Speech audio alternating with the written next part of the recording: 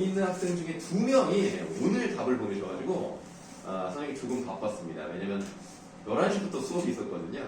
그래서 쉬는 시간마다 한 사람과 한 사람 그래서 쉬는 시간이 2번이었는데 2번을 다 거기 써서요.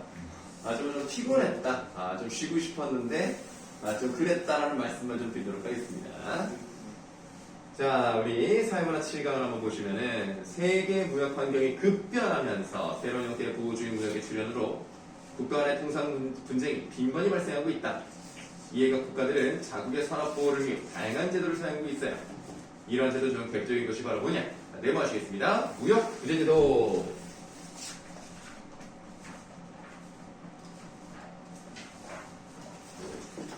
우리가 FTA를 체결하고 있는 국가가 많습니다. 뭐 칠레, 미국, 유럽. 그런데 이 FTA라고 한다 하더라도 이렇게 무역에 대해서 결국 구제제도는 없어지지 않습니다. 자, 그럼 이걸 왜 만드느냐? 이 제도의 목적은 공정한 무역을 담보하고 시장 개방으로 처리될 수 있는 피해에서 국내 산업을 구제하는 겁니다. 우리나라. 그러니까 이제 대한민국으로 따지면은 우리나라 산업을 구제하기 위해서 이런 제도가 필요하고 무역 구제 제도는 뒷줄 아세요? 불공정 무역 행위로 인한 피해에서 구제하는 제도와 공정 무역의 행위로 인한 피해에서 구제하는 제도로 나눌 수가 있대요. 약간 의외일 수 있습니다. 아니 공정 무역에서 공정은 이제 올바른 거잖아요. 올바른 것을 통해서도 구제할 수 있는 게 있고 올바르지 않은 거는 뭐 당연히 잘못됐으니까 이 부분에 대해서 뭐 구제하는 거는 이해가 되거든요. 뭐 어쨌든 공정무역에 관한 게 있고 불공정무역에 관한 것이 있는데 여러분이 읽어보시면 아시겠지만 이 중에서 많이 사용되는 것은 뭐예요? 불공정무역행위와 관련된 구제들이에요. 뭐 어떻게 보면 당연한 거예요. 공정한 거에 대해서 구제를 하는 거다는 좀 불쌍한 애들 좀 도와주는 뭐 이런 느낌인데 이거는 문제가 아닌 것 같은데 잘못된 데에서 도와주는 건 가능할 것 같거든요. 그래서 여기가 이제 주로 다르게 됩니다. 그래서 이 제도는 수입품들 중에서 덤핑, 아직 덤핑이 뭔지 나오지 않았습니다만 그냥 막 싸게 막 내놓는 거죠. 막 그냥 트럭으로 실고 쏟아붓는 뭐 그런 느낌이에요.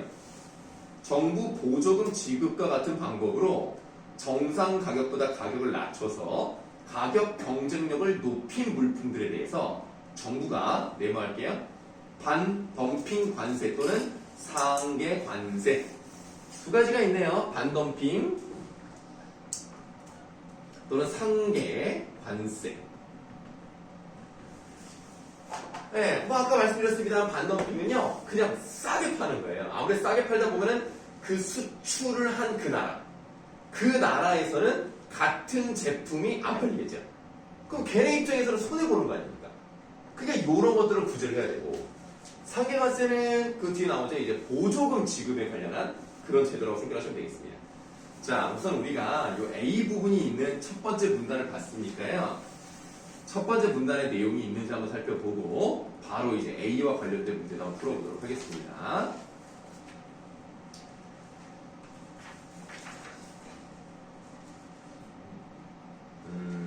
일단은 4번 문제 한번 보시죠.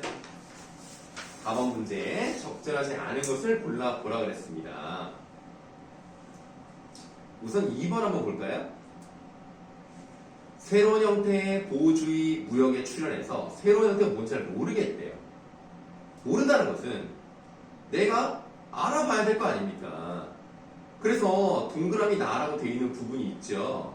거기 뭐라고 되어 있냐면 모르는 용어, 사회, 문화적 맥락은 관련 주제 입문서나 사전 또는 인터넷 검색 등을 활용해 조사한다 라고 되어 있습니다. 그럼 조사하면 되겠네. 새로운 형태가 뭔지. 그래서 2번에 조사를 했어요. 인터넷 뉴스의 기사들을 통해 이 형태를 알아보니 수입 절차 강화, 자국산 사용 의무화 등이 있다 라는 걸 알았어. 그럼 잘했네. 적절하죠? 그럼 2번은 답이 아닌 겁니다. 그 다음에 보기 4번 보시겠습니다. 무역 구제 제도를 무역행위가 공정한 것인지 아닌지에 따라 분류하고 불공정 무역에 대한 구제 제도로 반덤핑 관세와 상계 관세에 대해 설명하고 있고 지금 우리 첫 번째 문단만 보더라도 공정, 불공정을 나눴고 불공정은 이 두 가지 조치가 있다. 나왔잖아요. 그러니까 4번도 맞죠. 그러면 다시 위로 좀 올라가서 동그라미 말하고 되어 있는 부분을 읽어볼게요. 자신의 생활이나 경험, 주변의 현상에 그 내용을 적용합니다. 적용한다는 것은 이 지식적으로 알았던 이론을 실제 상황에 껴 맞춰서 이게 맞아 들어가나 아닌가를 보는 거 아닙니까? 근데 보기 5번을 보세요.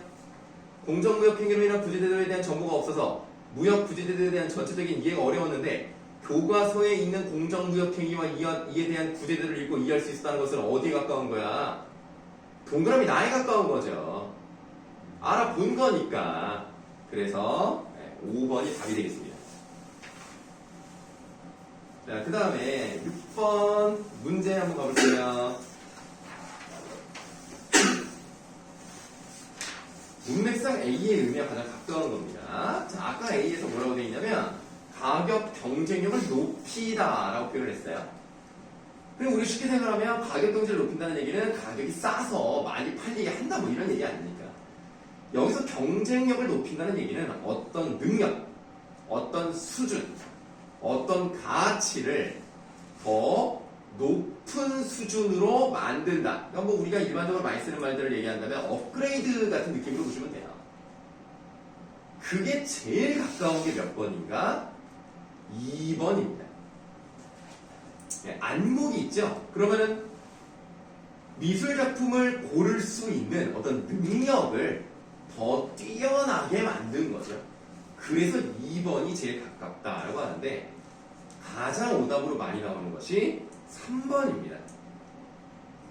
3번은 말 그대로 지위가 그러니까 어떤 계층이라는 게 있으면 그 계층이 윗단계로 올라가는 거거든요. 그래서 어떤 뭐랄까 정신적인 그런 추상적인 개념의 느낌이 아니고요. 정말 지위라는 게 이제 구체적으로 이렇게 있을 거 아닙니까? 어떤 수준 거예요. 그래서 2번이 더 가깝다라고 말할 수가 있는 거예요. 자, 보기 5번 같은 경우는 세계적으로 이름을 높였다는 것은 유명해지게 됐다는 얘기죠. 그래서 요거는 좀 관련이 없다 이렇게 보시면 되겠습니다. 자, 그럼 다시 이제 본문으로 돌아갈게요. 우리가 두 번째 문단과 세 번째 문단을 일단 넘어가도록 하겠습니다. 네 번째 문단을 보도록 할게요. 반덤핑 관세가 기업의 불공정 무역 행위에 대한 무역 구제 제도라면 상계 관세는 상계 관세 내모하시고요. 얘는 뭐랑 관련되어 있냐면 보조금을 이용한 불공정 무역 행위에 대한 무역 구제 제도입니다. 자, 쉽게 말씀드리면 그런 거예요. 우리나라 기업에 우리나라 정부가 어떤 이유든지 간에 어떤 보조금을 지급을 했다. 그럼 상대적으로 그 물건값을 어떻게 팔 수 있다는 얘기예요? 싸게 팔 수 있다는 얘기예요. 왜냐면 싸게 팔지만 그만큼 보조금을 받으면 되니까. 그래서 보조금을 받으면 예를 들어서 우리가 전기차 산업을 앞으로 뭐 4차 업그레이드라고 해가지고 많이 발전을 시키고 싶어. 근데 정부가 하나도 안 도와주고 알아서 해. 이러면 어렵죠. 왜냐면 사람들이 전기차는 비싸거든. 보통 일반적인 그 휘발유 그런 무연기관 자동차보다는 한 400, 500이 비쌀 수밖에 없다는 말이에요. 그럼 예를 들어서 400 정도를 보조를 해준다? 그럼 일반적이랑 비슷한 가격이 되면 사람들이 전기차를 살 수 있겠죠. 그럼 앞으로 이제 전기차를 많이 확보를 해가지고 그 이제 에너지 위기를 좀 이겨내보겠다라는 정부의 정책을 도달하기 위해서 보조금 같은 걸 준다는 거예요. 근데 내가 지금 말한 거에 어떤 중요한 점이 있었냐면 정부 정책을 달성하기 위해서 보조금을 주는 거예요. 이것은 수출하든 수출하지 않든 관계가 없어요. 자, 그래서 한번 읽어볼게요. 밑줄 하세요. 특정 정책을 달성하기 위해 정부 또는 공공기관이 산업 혹은 기업에 재정적으로 기여하여 수요자에게 혜택이 있게 될 때 이 재정적 기여를 보조금이라고 합니다. 지금 밑줄 친 부분도 아시겠지만 무역을 하든 수출을 하든 안 하든 관련이 없이 보조금을 줄 수 있다는 얘기입니다. 좀 더 읽겠습니다. 보조금은 각국 정부에서 정부의 정책을 실현하기 위한 대표적 수단이지만 이를 지급받은 기업의 경쟁력에 왜곡을 가져 무역을 교란할 수 있습니다.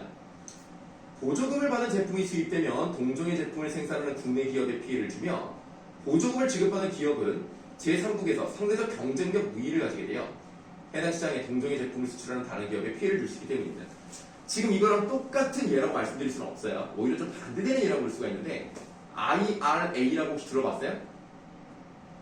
미국에서 그 인플레이션 감축법이라고 해가지고 그 물가를 좀 낮춰야 되잖아요. 지금 물가가 너무 많이 올라가니까 금리가 계속 올라가잖아요.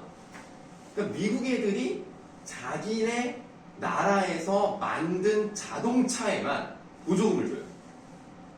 그러다 보니까 우리나라 현대기아차가 아무래도 상대적으로 400만 원 비싼 거야. 똑같은 급이라고 하면. 그럼 우리나라 차 팔려? 안 팔리죠. 그러니까 이런 것들이 바로 보조금의 효과입니다. 보조금을 지급받은 기업은 아무래도 이득을 얻게 되고 상대적으로 다른 기업, 같은 걸 만든다면 우위에 있게 되겠죠. 그래서 보조금을 받은 기업에서 만든 물건을 외국에 팔았을 때 싸게 팔지 않겠습니까? 그럼 당연히 그게 더 잘 팔리게 되면 그 나라 입장에서는 그 나라 자국 산업이 위축될 거 아닙니까? 그럼 이건 문제가 있다는 얘기예요. 그래서 이에 WTO는 보조금 및 상계 관세에 관한 일반 협정을 통하여 각 국가의 보조금 사유를 규율하고 있으며 밑줄 보조금의 무역 교란으로 인한 피해에 대하여 상계관세 조치를 취할 수 있도록 규정하고 있습니다. 결국 상계관세라는 것은 이제 보조금과 관련된 것이고요. WTO가 그거를 제재할 수 있다. 이런 얘기를 하고 있다. 자, 네 번째 문제를 읽었으니까 할 수 있는 걸 한번 해보도록 하죠. 2번 문제 보시겠습니다. 자, 2번 문제 보기 1번. 정부는 상품 무역 행위를 하고 있는 기업에 한정하여 기억을 지급해야 한다라고 되어 있는데 아까 말씀드렸듯이 무역 행위와는 관련이 없습니다. 무역을 하든 안 하든 상관이 없어요. 그러니까 보조금은 어떤 기업이든 정책을 달성하는데 기여할 수 있다면 그러면 보조금을 줄 수 있는 것 뿐입니다. 그래서 1번은 일단 답이 아니다 라고 말씀을 드렸어요. 일단 거기까지만 말씀드릴게요.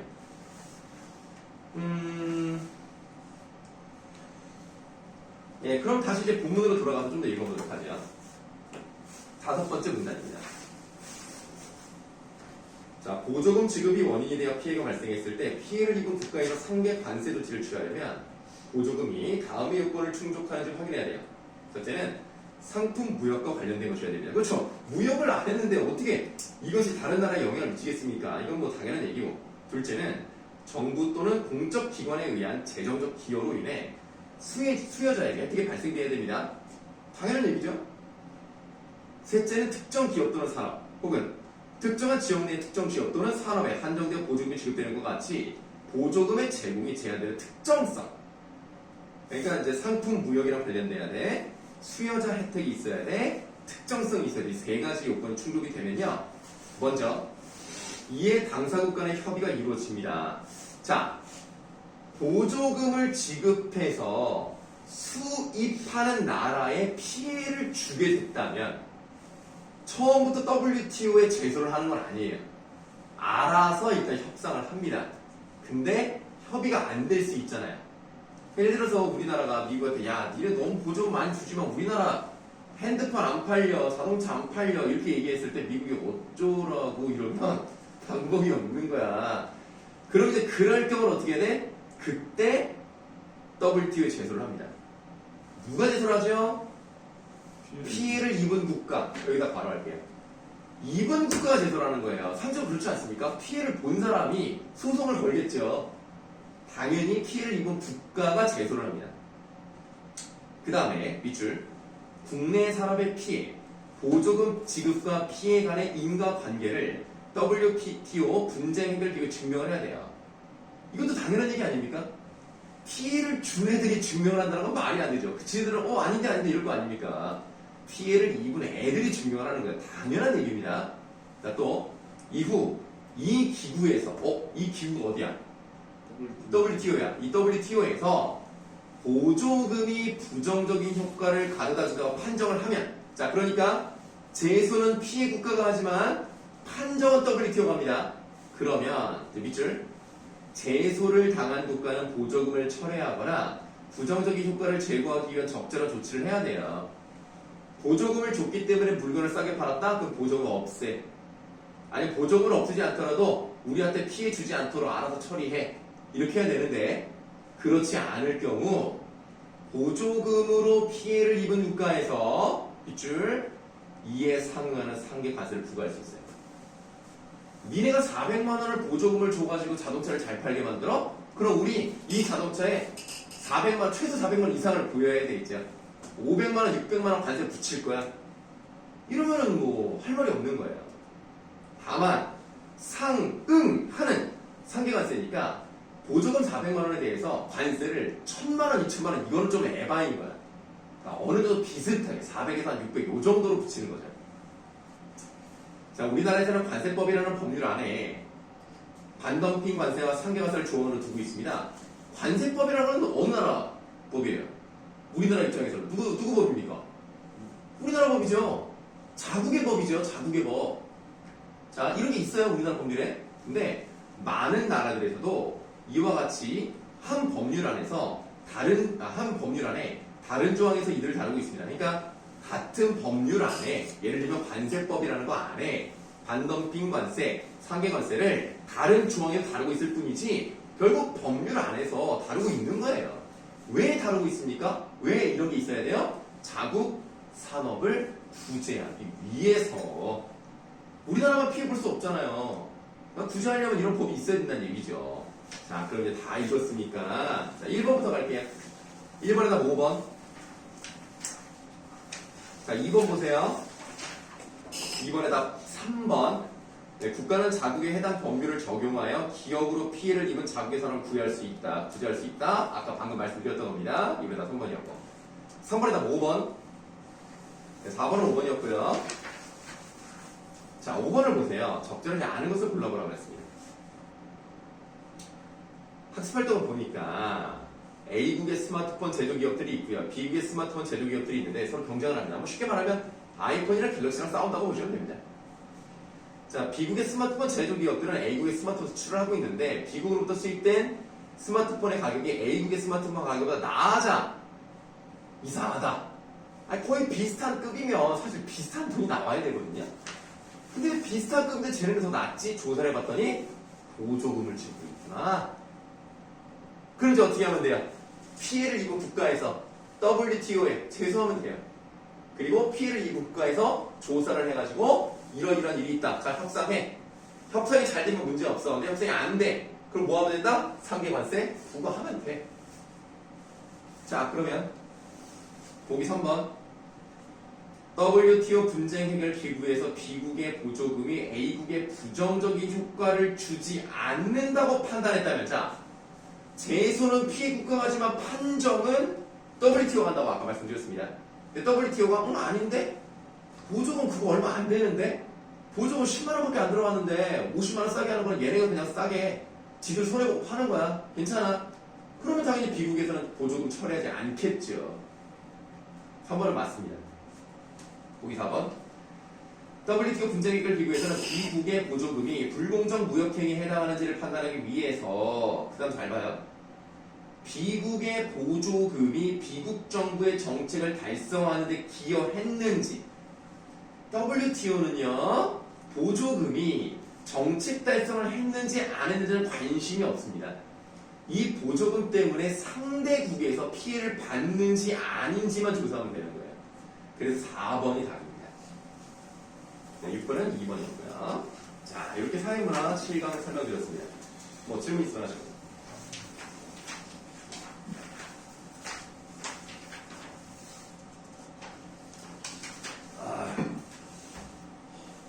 선생님이 올해 1월 1일부터 목이 아프기 시작해가지고 몸이 막 안 좋고 기운이 없고 약간 몸살 기운도 있고 그래가지고 막 수액도 먹고 막 그랬거든요. 그래서 1월 11일에 좀 몸이 많이 좋아졌어요. 저번 주 수업은 되게 열심히 했어요. 근데 1월 16일에 약간 이제 몸이 좋아져도 방심을 해서 그런가 밖에서 우리 아들이랑 농구를 했거든요. 농구를 했는데 그런 날 볼이 잘 들어가네. 그래서 내가 야 우와 하고 막 소리 지르고 그때 내가 조심했더니 약간 몸이 좀 안 좋아지더라고. 그래서 괜찮겠지 뭐 아픈지 이제 다 나은 지 얼마 안 됐는데 얼마나 더 아프겠어 해가지고 집에 가서 원카드를 했어요, 그 애랑. 근데 원카드가 또 잘 돼. 그래서 내가 이야! 막 이겼다! 뭐 이러면서 하다가 계속 원카드 하면 재미가 없으니까 약간 마술쇼 같은 걸 하게 됐어. 뭐 이제 원래 애가 좀 어려가지고. 해가지고 막 하는데 나중에 이제 그것도 할 게 없잖아. 그러니까 아무거나 막 지어서 하는 거야. 그래서 딱 올려놓고 마술할 줄 모르니까. 근데 이 카드를 딱 이제 뒤집어서 나는 못 본 상태 이제 상대방 보여주는 거야. 자, 이 카드는 아주 특별한 카드다. 하는데 별거 아니거든. 그냥 구 다이아야. 별거 아니잖아. 그럼 내가 이제 슬쩍 본 다음에 이 카드로 말할 것 같으면 8보다 크다! 뭐 그랬는데 그게 웃겼나 봐, 우리 애는. 이것을 말할 것 같으면 8보다 큰 특별한 숫자다! 뭐 이러니까 애가 막 웃겨가지고 막 대글대글 부는 거야. 이거 너무 그게 재밌어서 나도 그 다음 숫자는 뭐는 이것은 뭐 막 계속 이렇게 했더니 애가 좋아가지고 그거가 오버하다가 목이 아파. 좋아서. 아니, 그때부터 계속 목이 아파도 병원 또 갔다니까. 어제도 갔는데 내가 답답한 거는 목이 아무 이상이 없대. 나 목이 아픈데. 두 군데를 갔는데 두 군데 다 이상이 없다니까 정말 할 말이 없네. 목이 아픈데. 그래서 지금 좀 조심하고 있어, 다시. 설날에 이번에 푹 쉬고, 다음 주에 좀 건강한 모습으로 와야죠. 이제 나이가 앞자리가 막 3으로 바뀌고 막 그러니까, 뭐야, 300. 네. 300만 299살이었거든요. 그래서 앞자리가 3으로 바뀌었어요. 그러니까 조금 회복이 안 되는 것 같아. 어떡하냐. 수업을 좀 덜 열정적으로, 약간 덜정적으로 해야 될 것 같아요. 좀 몸이 예전 같지가 않아요. 자, 이번에는 이제 과학기술 7강으로 가도록 하겠습니다.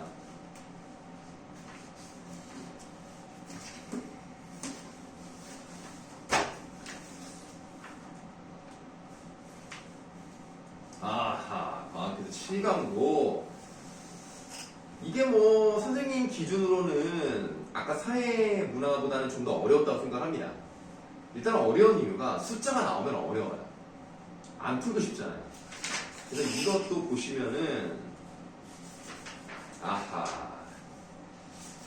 이 지금 4문제밖에 안 되는데 절반을 말씀드려야 돼요. 절반을 말씀드리는데 필요한 부분만 읽도록 하겠습니다. 근데 그 필요한 부분을 읽어야 되는데 두 번째 문단부터 가야 되겠네요. 첫 번째 문단부터 가야 되겠네요. 첫 번째 문단에서 하나만 봅시다. 세 번째 줄에 점도 나왔어요. 점도.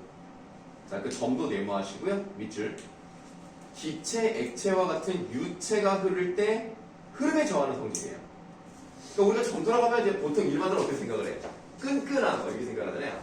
끈끈하다는 것은 결국 이쪽으로 흘러가는 것의 속도를 늦추는 거 아닙니까? 흐름에 저항을 하는 거죠. 근데 그것이 액체만 해당하는 것이 아니에요.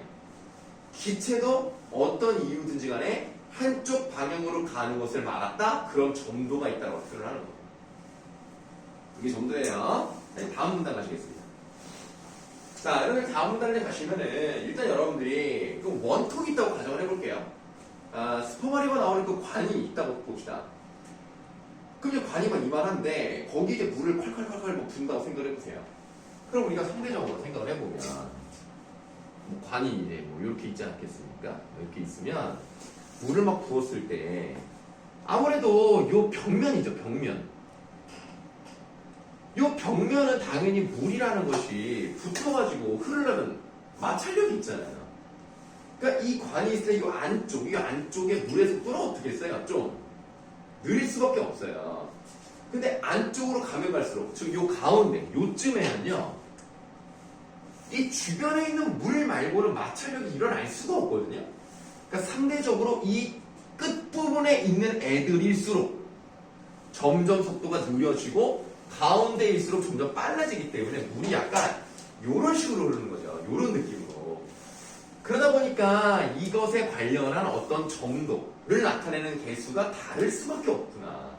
자, 두 번째 문단에 세 번째 줄에 있는 2보다부터 읽어보겠습니다.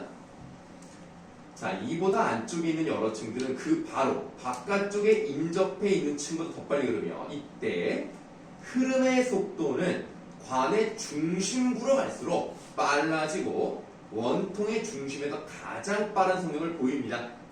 이러한 흐름을 층류라고 하는데요. 이를 이론적으로 취급할 때는 가상적인 중심 원통으로 구성되는 액체에서 각 원통들이 이러한 층들의 속도 차이에 의해 힘을 받게 되는데 이를 전단 응력이라고 합니다. 이때 유체 흐름을 구성하는 동시 원통에 따라 속도 차이가 나는데 전단 응력은 이러한 속도 차이의 기울기인 전단율에 비례하는데요. 다시 말하면 전단 응력이 전단율에 비례한다는 얘기는 전단율이 커지면 커질수록 전단 응력도 커진다는 얘기죠. 또 흐름에 저항하는 정도가 커질수록 같은 전단율에서 전단 응력이 커지게 됩니다. 이거를 이제 종합적으로 따라서란 말이 나왔으니까 그 다음에 무조건 밑줄.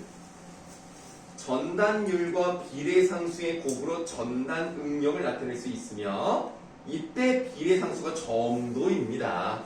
자, 그럼 이렇게 나타낼 수 있죠. 한번 써볼게요. 전단율과 비례상수를 곱하면 돼요.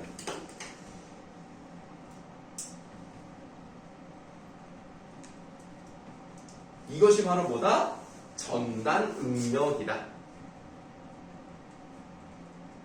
그런데 무슨 말이 나와 있어요? 비례상수가 곧 뭐예요? 얘가 정도예요.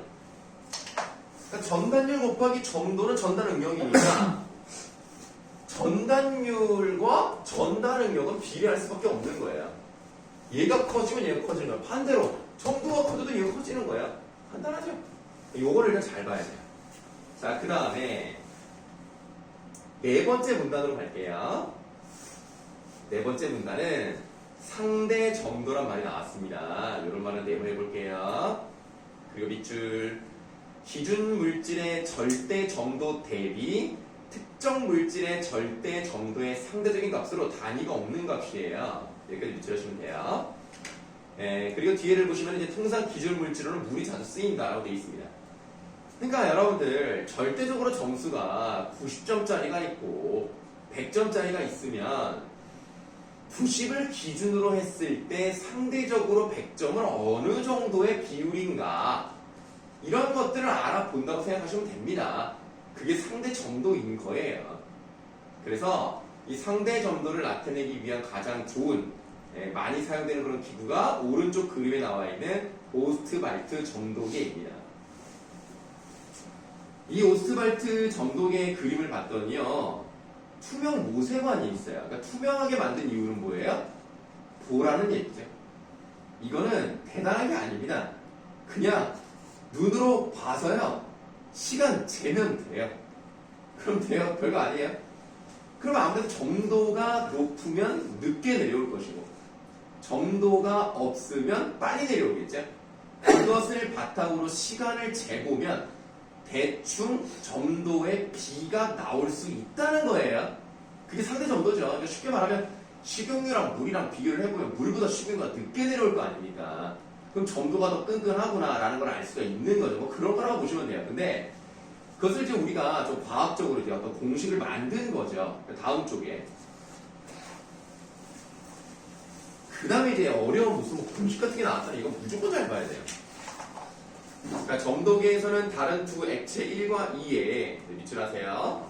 절대 점도의 B는 N1 per N2는 D1 T1 per D2 T2와 같이 주어진다. 계속 밑줄합니다. 여기서 D는 액체 밀도이고 T는 그림의 두 기준선의 거리만큼 액체가 흘러드는 시간이래요. 자, 일단 한번 써볼게요. 원래 이거 N이라고 읽으면 안 되는데 그냥 대충 할게요. 이렇게 이것은 D1 T1 per D2 T2 이러면 되는데 여기서 D가 밀도 T가 시간이야. 그러니까 이건 뭐예요? 밀도와 시간을 곱한 값끼리 나누면 절대점도의 B가 나온다는 얘기예요. 간단한데? 자,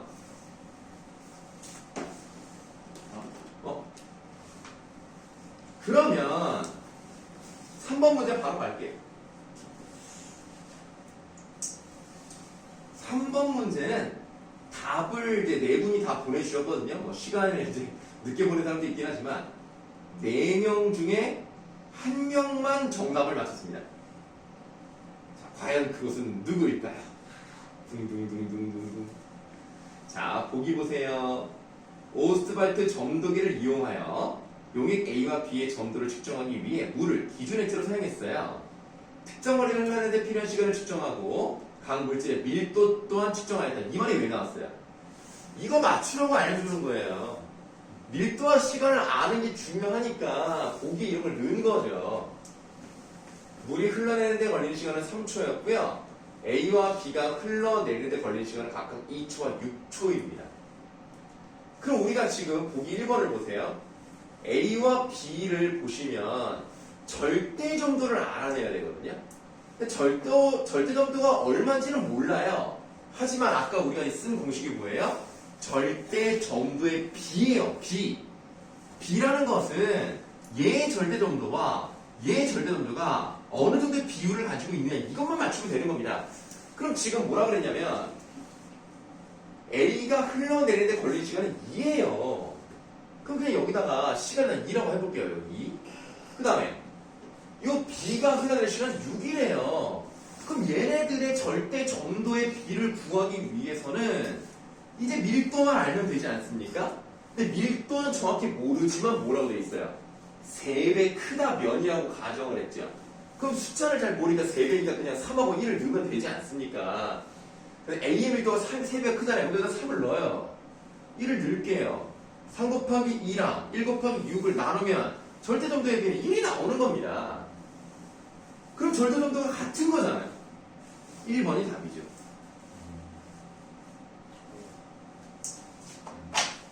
그러니까 이제 국어 문제는 실제로 여러분들이 계산하는 게 안 나와요.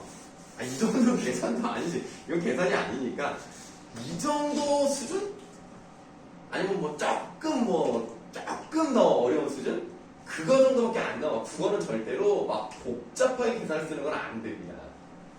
1번이 일단 답이다라고 말씀드렸고요. 그 다음에 보기 3번 보세요. A와 B보다 점성이 더 크다. 그러면 빨리 흘러내려, 느리게 흘러내려. 느리게 흘러내리니까 시간이 더 오래 걸리겠죠. 그러면 액체의 흐름이 용이하다는 게 뭡니까? 쉽다. 쉽게 잘 흘러간다. 아니죠. 점성이 크면 클수록 빨리 안 흐르고 쉽게 흐르지 않아요. 그러니까 3번은 답이 아니에요. 보기 4번.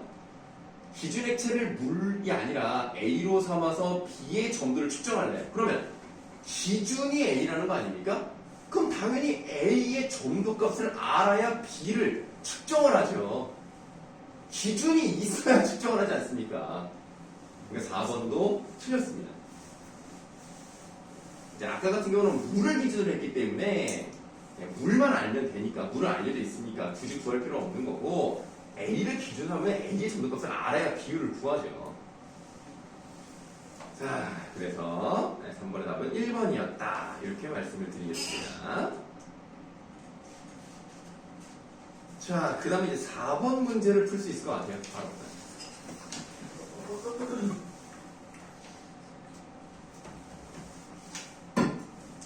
4번 문제. 자, 온도가 올라가면 기체 분자의 운동 에너지가 증가하여 기체 분자간 충돌이 많아지게 되는데. 뭐야? 왜 갑자기? 온도가 낮아지네요. 네네. 아, 네. 깜짝이야. 바꾸겠습니다. 자, 그래서 기체 분자 간의 충돌 횟수가 증가하게 되면, 자, 밑줄 하세요.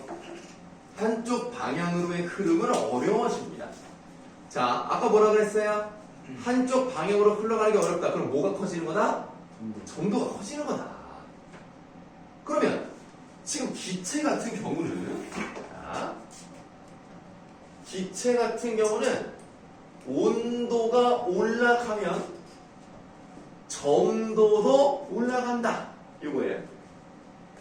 자, 이번에 액체의 경우는 온도가 올라감에 따라 측류에서도 충돌에 의한 운동의 영향은 줄어들고 분자 간 응집력은 약화되므로, 그 다음 밑줄 해봐요.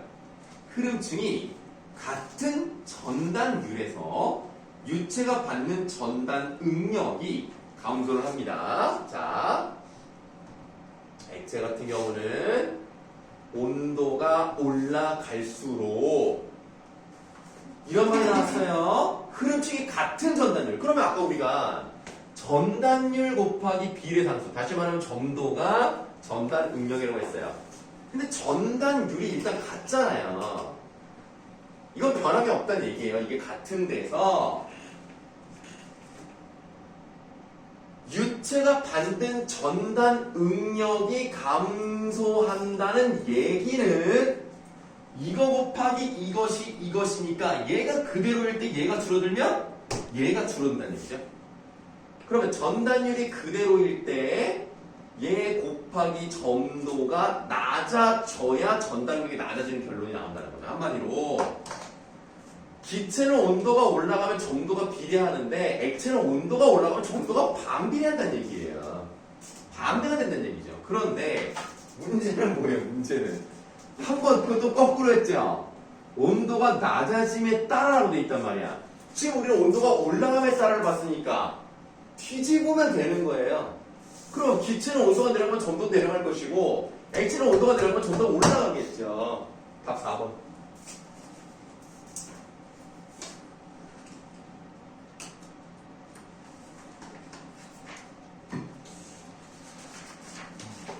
자, 1번의 답은 2번, 2번의 답은 5번입니다. 자, 이것도 뭐 질문 있으면 해보세요.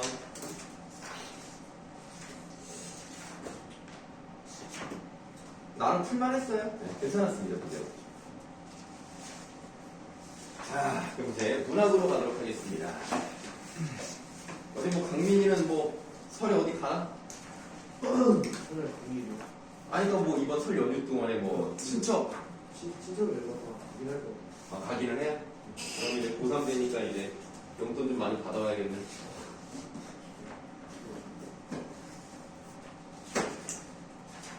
그래도 뭐 오늘 뭐 저기 난 못 나올 줄 알았는데 어떻게 나왔다? 저거를요. 뭐 실기 뭐 좀 아, 그거를 어제 새벽에 했어요. 되게 피곤했겠는데? 그래서 너무 힘들고. 아 지금도? 그리고 오늘 아침에도 일찍 일어나서 그랬어요. 아 진짜? 아 가까운가 보네? 아니요, 써서 내는 거. 아 써서 아유 이렇게 강민이가 힘든 몸을 이끌고 여기까지 왔는데 오늘 오지 않는 사람도 있다고 하네요. 예. 그렇게 힘들 것 같지 않은데 저렇게 고생한 사람도 있는데 내가 누구라고 말하진 않겠습니다만 아는 사람이 있습니다. 안타깝습니다. 나올만 할 것 같은데. 자 우리 현대시 8강인가요? 네, 누룩이랑 얼음과 이 부분 한번 맞춰보도록 하겠습니다. 1번의 답은 2번, 2번에 2번, 3번을 좀 설명을 드릴게요. 적절하지 않은 겁니다. 자, 보기 2번부터 설명을 드릴게요. 나의 죽은 땅의 목청을 트고와 풀잎에도 운다는, 자, 봐봐. 죽은 땅의 목청을 튼다는 것은 생명력을 부여하는 거라고 말씀드렸고요. 풀잎에도 운다라는 말이 좀 어려워서 풀잎에 물이 오른다 정도로 이제 설명을 드렸습니다. 그런데 지금 요 위에 나와 있는 보기 박스를 보시면은 이런 말이 나와 있죠. 민중에 대한 얘기를 합니다. 민중의 생명력, 자기 희생 이런 내용이 나와 있으니까 민중이랑 연결시켜서 생각해 본다면 2번은 맞다고 볼 수 있어요. 답은 4번.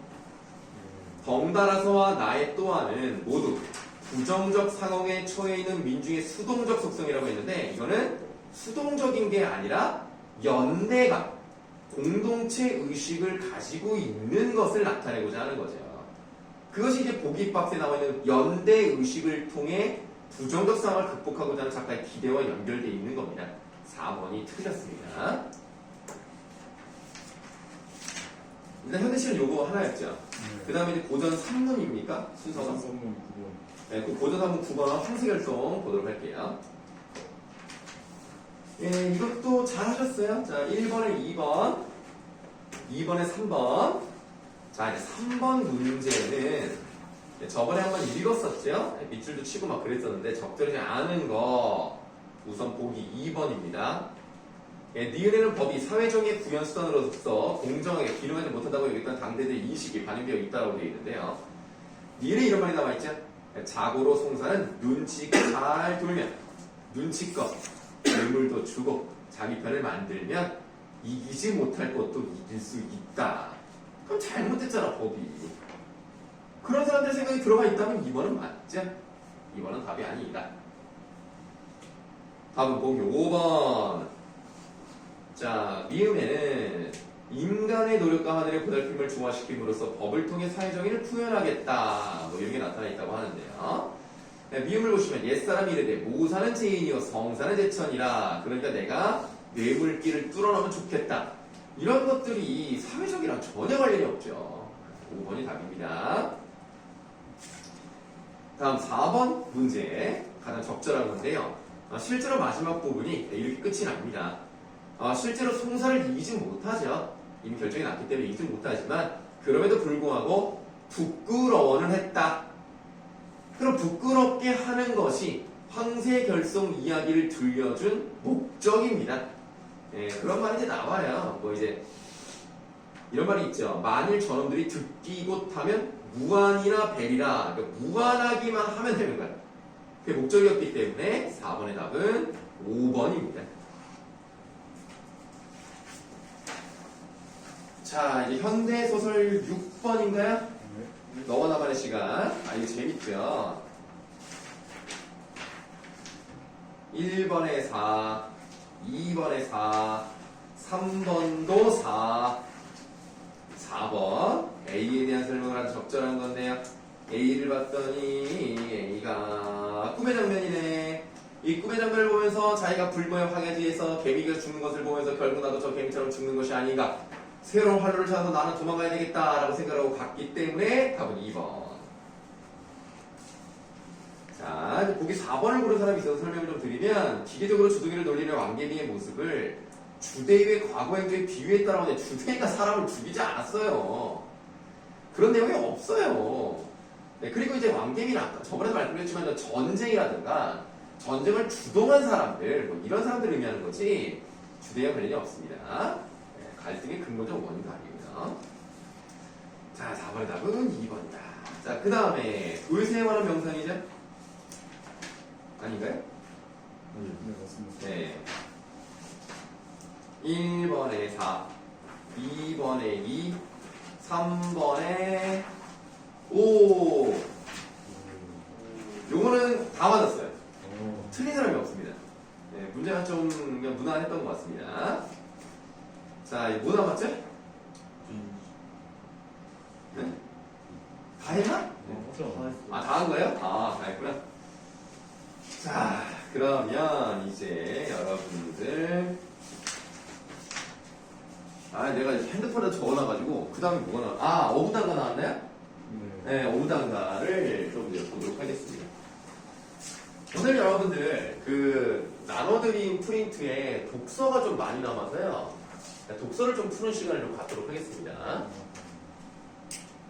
그리고 빨리 그 선생님 정보통이 이번 수능 특강 문학에 어떤 그 작품이 나오는지를 알려줘야 그래야 빨리 선생님이 작업을 하는데 작년 같은 경우는 1월 22일에 그 목록이 나왔단 말이에요. 근데 하필 요때가 설날이란 말이야.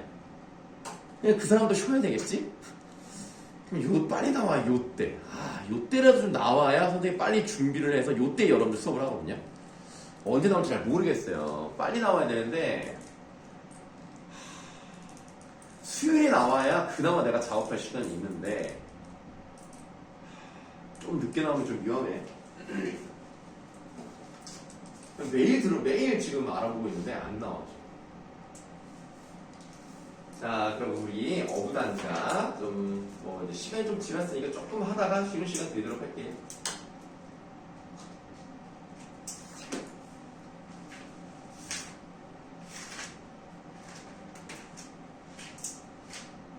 일단 우리가 어부단가라는 말을 딱 봤을 때 제목을 한번 보시면 1번 문제를 보시면 어부의 생애라고 되어 있단 말이에요.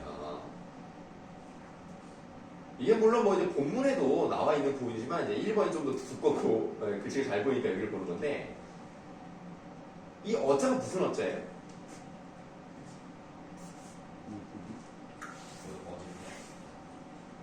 일단 물고기 어가 들어있긴 해요. 근데 물고기 어 왼쪽에 삼수변이 있어요.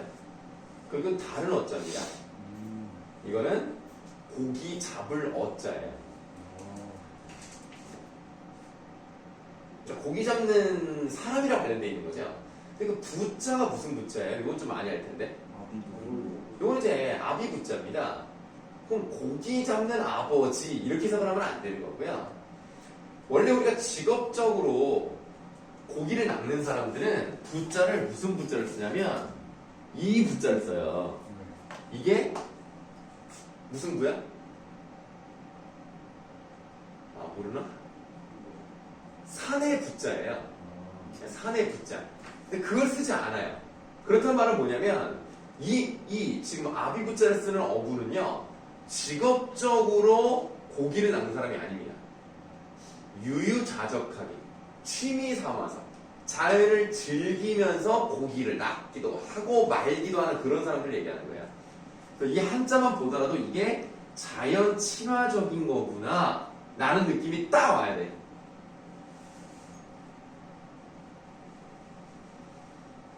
자, 그 다음에 이제 문제 3번으로 갈게요. 문제 3번 보기를 한번 읽어볼게요.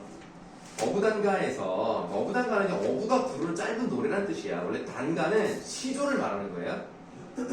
어부단가에서 강호자연과 정치현실이라는 두 세계는 물리적으로 떨어져 있고 근데 이제 거리가 있어요. 실제로 뭐 몇 킬로미터가 떨어져 있겠죠. 심리적으로 단절된 것처럼 그려지고 있어요. 그러니까 나는 신경 안 쓴다 뭐 이런 느낌인데 화자는 그 분열이 쉽게 초급될 수 없을 노래하고 있다. 다시 말하면 분열이 된다 안 된다? 돼 안 돼? 안 돼. 한마디로 신경 쓰여.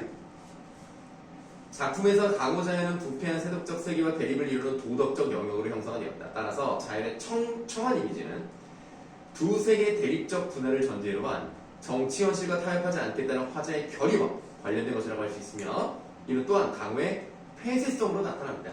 그러니까 다른 곳과 교류하지 않는 자연에서 즐기는 여기에서만 내 삶이 있는 그런 폐색이 나타나지만 밑줄 강호자연의 그 고고한 모습에도 불구하고 여기에 대표되는 화제의 정치의식은 완전히 방관적이지만은 않았음을 간과해서는 안 된다. 이런 말이 나왔다는 것은 간과하지 않을 그러니까 방관하지 않은 부분이 분명히 있고 그 부분을 너희들이 스스로 찾을 줄도 알아야 된다는 얘기입니다. 그럼 한번 물어볼게요. 거기 1수부터 5수까지 있잖아요. 본문이. 어느 부분이 완전히 방관적이진 않았다라는 느낌. 어디일까요?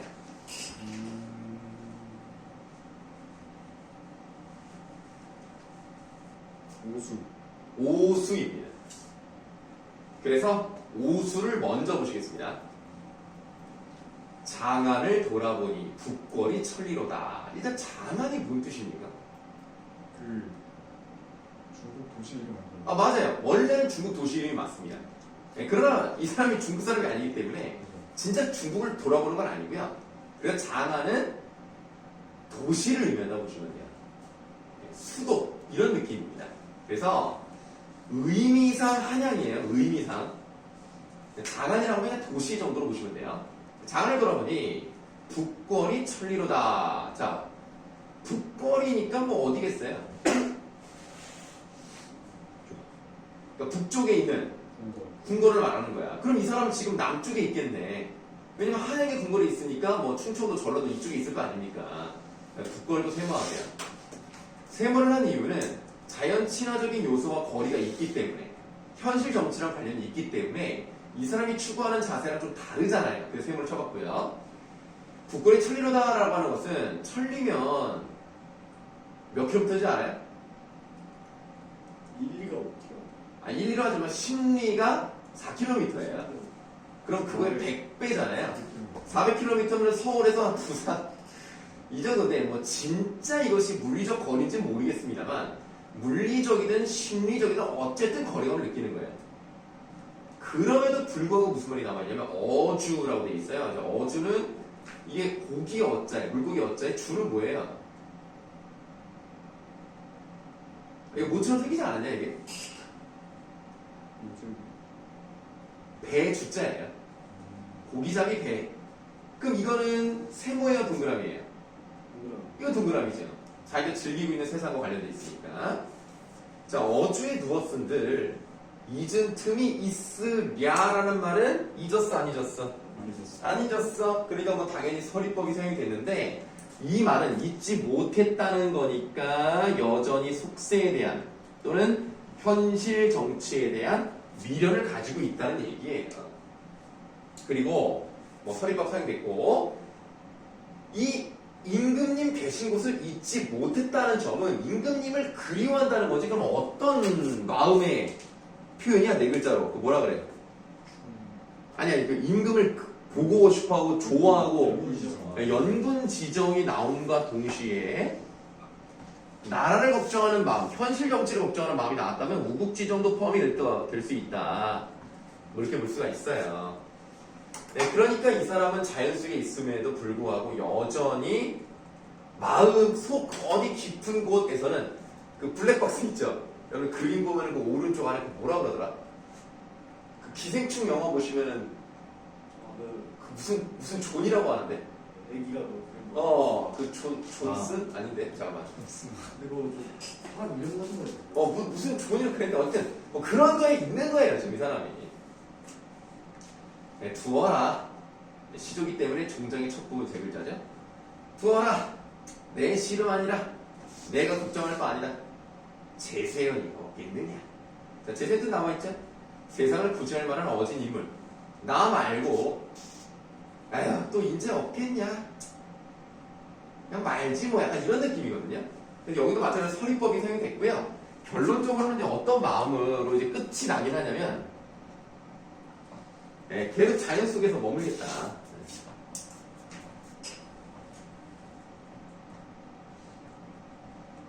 그러니까 아까 우리가 문 3번에서 무슨 말이 나왔냐면 완전히 방관적이지만 않았음을 간과해서는 안 된다는 것이 쉽게 지나칠 수 있는 부분이지만 지나치면 안 된다. 그런 부분이 있기는 하다. 이런 얘기예요. 그래서 전체적인 느낌은 당연히 자연친화가 거의 뭐 95%인데 살짝 나오기도 한다. 이런 것들을 놓치시면 안 되겠다. 자, 그러니까 뭐 이 오수에서 제일 잘 나타나고요. 나머지 부분에서도 조금씩 드러나는 부분이 있는데 그건 이따가 쉬는 시간 갖고 찾아볼게요. 네.